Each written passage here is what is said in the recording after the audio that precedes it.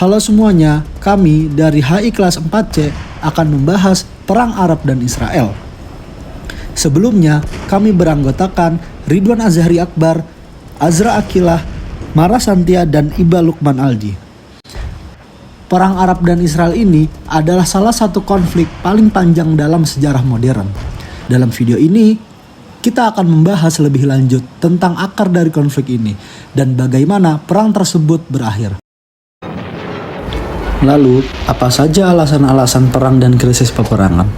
Perang Arab Israel ini merupakan peperangan antar bangsa Arab dengan bangsa Yahudi, atau dikenal dengan sebutan Bani Israel, dalam perebutan wilayah di Palestina sebagai akibat dari kehadiran para pengungsi Yahudi diikuti dengan peningkatan populasi mereka di Palestina dan deklarasi Balfour pada tahun 1947 yang dijanjikan oleh Imperium Inggris kepada Zionis, sekaligus memberikan gagasan bahwa tanah di wilayah Palestina merupakan rumah nasional bagi bangsa Yahudi juga.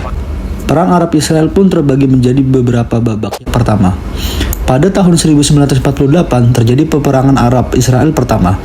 Terdapat beberapa penyebutan nama lain dari peperangan ini. Bangsa Arab khususnya Palestina menyebut dengan Al-Nakbah dengan arti bencana. Sedangkan bangsa Yahudi memiliki 3 penyebutan nama lain, dimulai dari Milhemet HaAtzmaut yang berarti perang kemerdekaan, Milhemet HaShirur yang berarti perang pembebasan, hingga Milhemet HaKomimiyut yang berarti perang pemukiman. Peperangan ini merupakan wujud ketegangan yang terjadi antar bangsa Arab terutama Palestina dengan bangsa Yahudi, karena bangsa Yahudi melakukan pengumuman mengenai pendeklarasian tentang berdirinya negara Israel pada tanggal 14 Mei 1948. Peperangan babak pertama ini pun dimenangkan oleh Israel. Babak kedua terjadi pada tahun 1956 yang dikenal dengan krisis Suez. Krisis ini terjadi karena Mesir melakukan proses nasionalisasi terhadap terusan Suez yang dahulu dikendalikan oleh Inggris dan Prancis. Hal tersebut terjadi atas keinginan Presiden Mesir pada saat itu, yakni Gamal Abdel Nasser. Tindakan Nasser membuat Israel khawatir akan hal tersebut karena dianggap mengganggu kepentingan Inggris dan Prancis. Maka dari itu, ketiga negara ini melakukan perlawanan terhadap Mesir.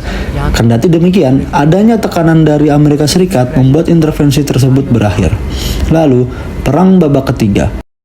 Peristiwa ini berlangsung selama 6 hari, yang dimulai pada tanggal 5 Juni 1967 dan berakhir pada tanggal 10 Juni 1967. Bermula dari tertutupnya Selat Tiran pada bulan Mei 1967 yang dilakukan oleh Mesir sehingga melakukan pengiriman pasukan ke semenanjung Sinai. Pasukan UNEF pun turut diusir dari wilayah Gaza dan Sinai, sekaligus mengambil posisi di Sharm el-Sheikh. Mendengar hal tersebut, Israel pada akhirnya mencabut perjanjian yang dibuat pada tahun 1957 itu sebagai pembenaran mereka dalam melakukan peperangan. Peperangan tersebut diikuti oleh beberapa negara Arab, yaitu Mesir, Yordania, Suriah, dan Irak, dan hasilnya menjadikan Israel keluar sebagai pemenang. Diikuti dengan meluasnya pendudukan wilayah Israel dibandingkan sebelumnya. Selanjutnya adalah bagaimana perang Arab dan Israel ini dapat berakhir. Ada berbagai cara yang memungkinkan untuk menyelesaikan perang ini. Di antaranya adalah dialog dan negosiasi. Para pemimpin Arab dan Israel harus terus berbicara dan mencari cara untuk menyelesaikan perselisihan mereka melalui dialog dan negosiasi. Ini dapat memerlukan upaya yang panjang dan sulit, tetapi ini adalah jalan yang baik untuk mencapai perdamaian jangka panjang dan stabilitas. Organisasi internasional juga dapat memainkan peran yang penting untuk menyelesaikan konflik ini. Salah satu organisasi internasional yang paling terlibat dalam upaya ini adalah PBB. Komisi Konsolidasi PBB untuk Palestina atau United Nations Consolidation Commission yang dibentuk pada tahun 1984 untuk menengahi konflik Arab dan Israel.